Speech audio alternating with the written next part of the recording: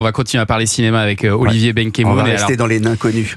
Voilà, c'est ça, ce matin, on parle parce que c'est vrai. de Blanche-Neige, effectivement. Blanche-Neige de Disney en prise de vue réelle. Allez-y, là, vous pouvez chanter. Là. Je vous écoute. Ça monte. Bravo. Hey ho, on rentre du boulot.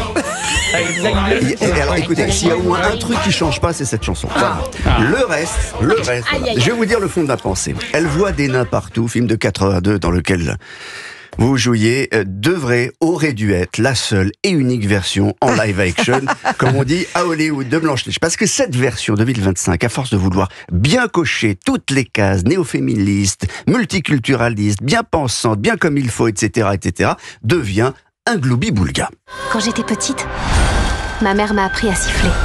Parce que quand tu siffles, c'est ton cœur qui chante. Siffler en travaillant. Je connais surtout des gens à qui les oreilles vont siffler ce matin. Il faut rappeler que Disney a entamé la conversion de ses grands classiques animés en film avec des vrais acteurs. Et jusque-là, disons que ça s'était quand même plutôt bien passé. Jusque-là. Mais Blanche-Neige, qui est le plus ancien Disney, 1937, est une affaire épineuse, monsieur Hill.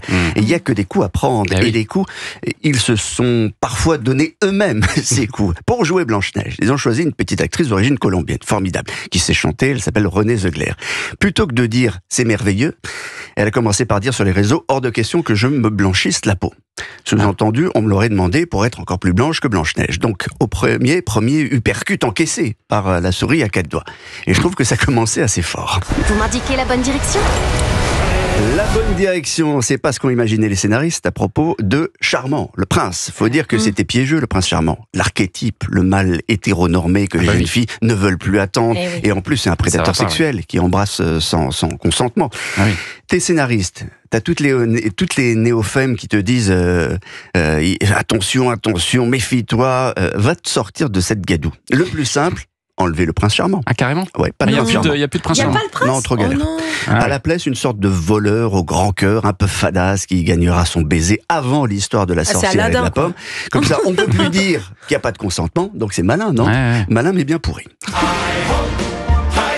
L'affaire des 7 nains. Les nains. L'affaire des 7 nains. Encore un bon choix artistique. Ils ont été fabriqués en numérique. Ils sont pas humains parce que, soi-disant, ils sont magiques comme les animaux de la forêt, eux aussi, donc en image de synthèse. Et bien là encore, polémique, colère de l'association des comédiens de petite taille d'Hollywood qui leur a vu filer sous le nez une fois qu'ils voulaient rôles. Tu vois, tu veux bien faire, tu veux fâcher personne et au final, tout le monde est en colère. Et surtout celle-là. Miroir magique au mur, dis-moi qui a beauté parfaite et pure. Blanche-Neige. Ah, la méchante belle-mère. Alors, très réussie, méchante belle-mère, formidable. Elle ressemble comme 2 gouttes d'eau à l'original. Quand même. Manque de peau. L'actrice israélienne Gal Gadot fait l'objet d'une campagne antisioniste sur les réseaux. Et tout le monde appelle à son boycott. En résumé, c'est beaucoup d'embrouilles quand même. Hein. Il suffirait d'un souhait pour faire des choses incroyables. Et bientôt je serai capable de faire n'importe quoi pour m'enfuir. C'est la Reine des Neiges aussi. On aurait surtout aimé qu'elle fasse n'importe quoi pour son film.